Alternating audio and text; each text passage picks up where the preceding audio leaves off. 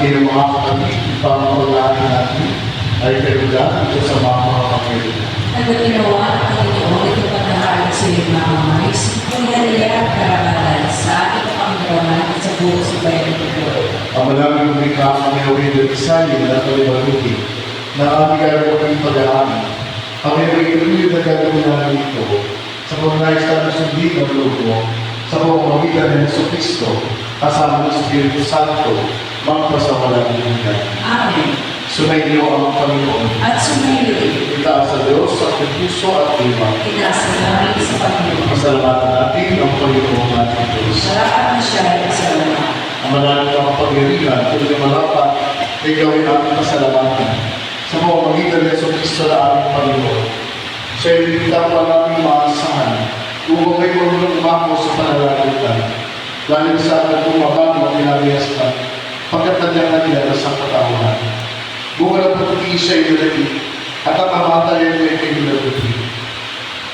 Kaya siya aming daan para ang masasabi, ang itaparang ang masasabi hindi. Kaya kaysa naman ang gaya sa si amin, nang papungi sa iyo walang tayo sa kanitan, pag inabubuti sa iyo ang karamdaman.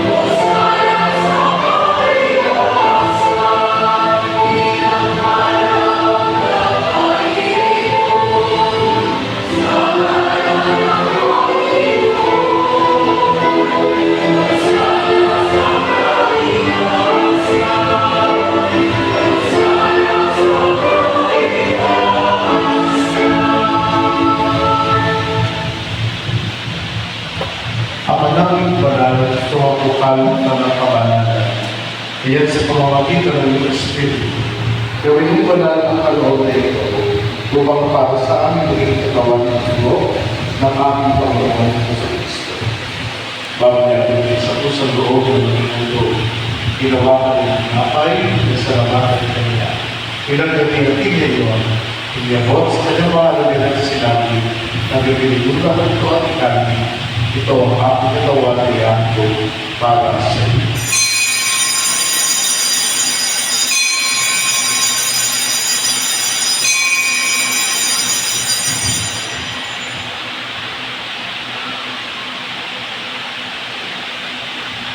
Hindi naman matapos ng unan, tawagan ng kalis, ibigay mong pinasalamatan. Hindi abot ang kalis na mga alilog sinabi, na nagbibiluran ito at umin, ito ang kalis ng aking ito. Ang bagong walang pinatuman, ang aking bulibuhos para sa inyo para sa lahat. Sige mapapalawan ng mga kasalanan, gawin ito sa pagkalaan na sa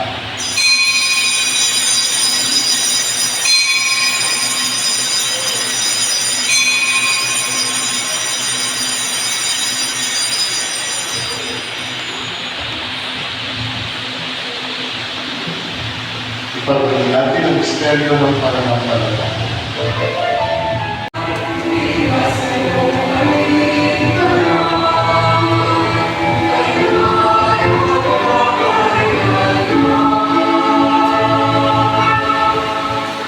Ama, ginagawa namin ngayon ng pag-alaala sa pagkamatay at muling pagkabuhay ng anak. Kaya't pinaaari namin sa iyo ang tinapay na nabibigay buhay at ang alis ay nakawag ng kaligtasan.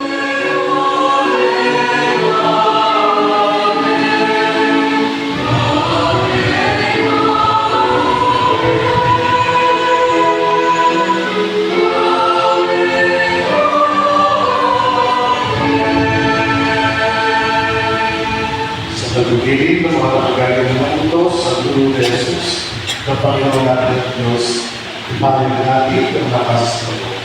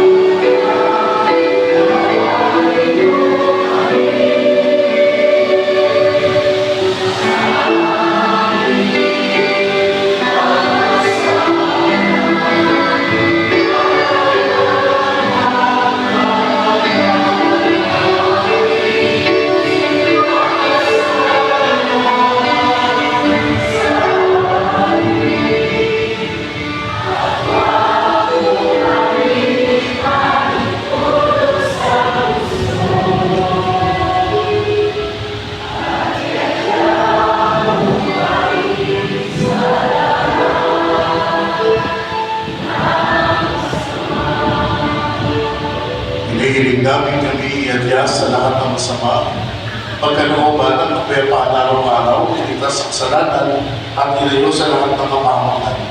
Samantalang ang pinananabigan at dakilang araw ng pagpapahayag ng tagapagligtas namin si Yesu Cristo.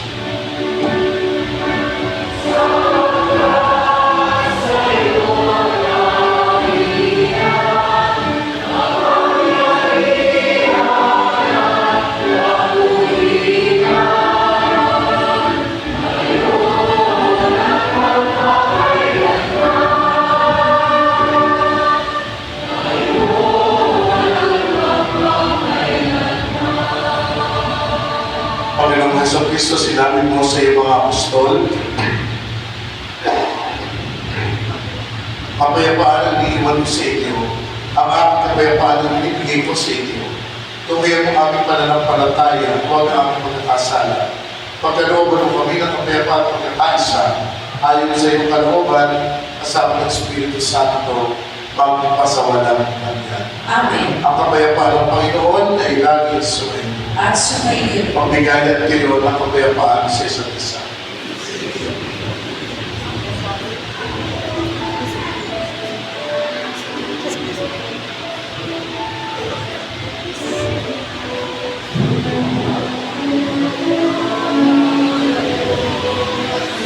Nagalis ng mga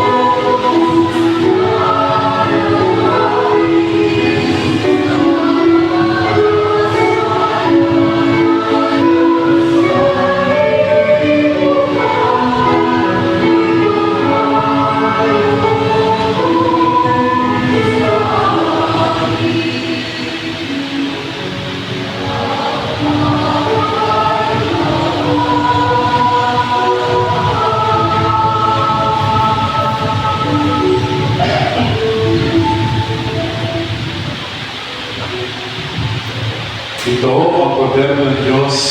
Ito ang nag-aalis sa mga kasalanan ng sanlibutan. Mapalad ang inaniyangan sa kanila. Panginoon, hindi ako karapat-dapat magpatuloy sa iyo.